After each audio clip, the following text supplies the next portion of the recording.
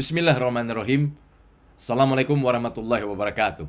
Salam perubahan. Menteri Koordinator Bidang Kemaritiman dan Investasi atau Menko Marves, Luhut Binsar Panjaitan mengatakan, sholat taraweh di tempat ibadah tahun ini diperbolehkan. Tapi dengan syarat, warga harus menjaga protokol kesehatan. Dan yang terpenting, warga sudah harus menerima vaksin COVID-19 mulai dari dosis pertama, dosis kedua, sampai dosis ketiga atau booster.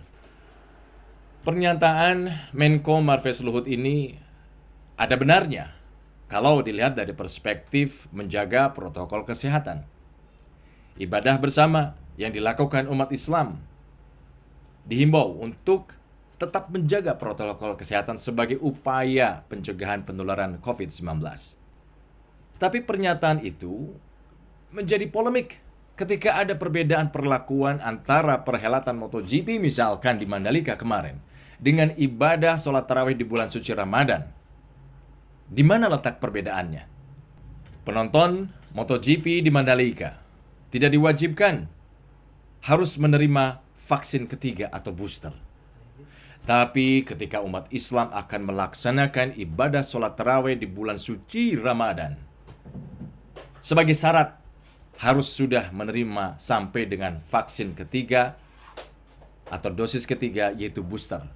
Disitulah letak kebijakan diskriminatifnya. Pertanyaannya adalah, siapa sesungguhnya yang harus mengeluarkan kebijakan beribadah khususnya di bulan suci Ramadan di masa pandemi COVID-19? Apakah Menko Marves mempunyai wewenang masuk ke ranah tersebut? Lalu bagaimana dengan peran Menteri Agama? Kenapa diam saja?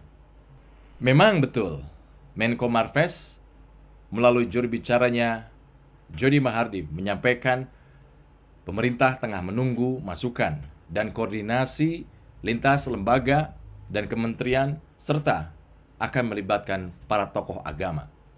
Tapi kalaupun betul masih menunggu masukan dan koordinasi lintas lembaga dan kementerian serta tokoh agama, lalu kenapa Menko Marves Luhut Binsar Panjaitan mengeluarkan pernyataan syarat untuk sholat tarawih di bulan suci Ramadan harus terlebih dulu menerima vaksin COVID-19 hingga dosis ketiga atau booster?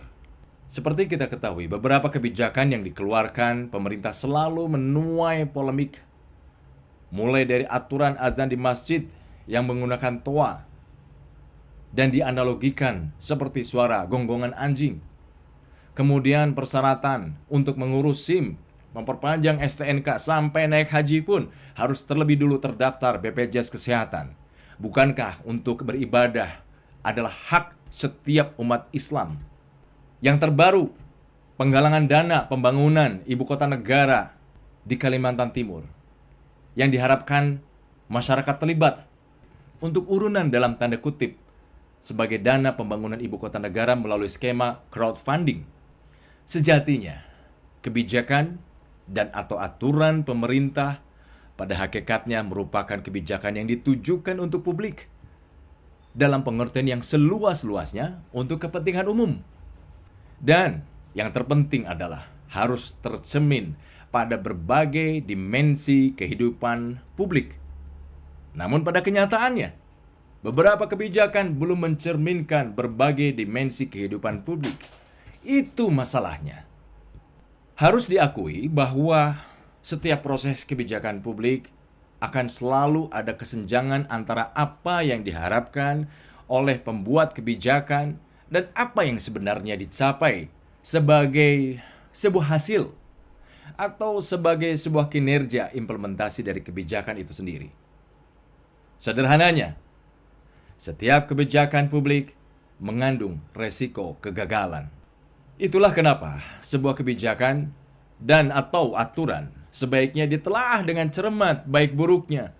Itulah kenapa komunikasi publik para pejabat perlu dijaga agar pemahaman publik tidak salah.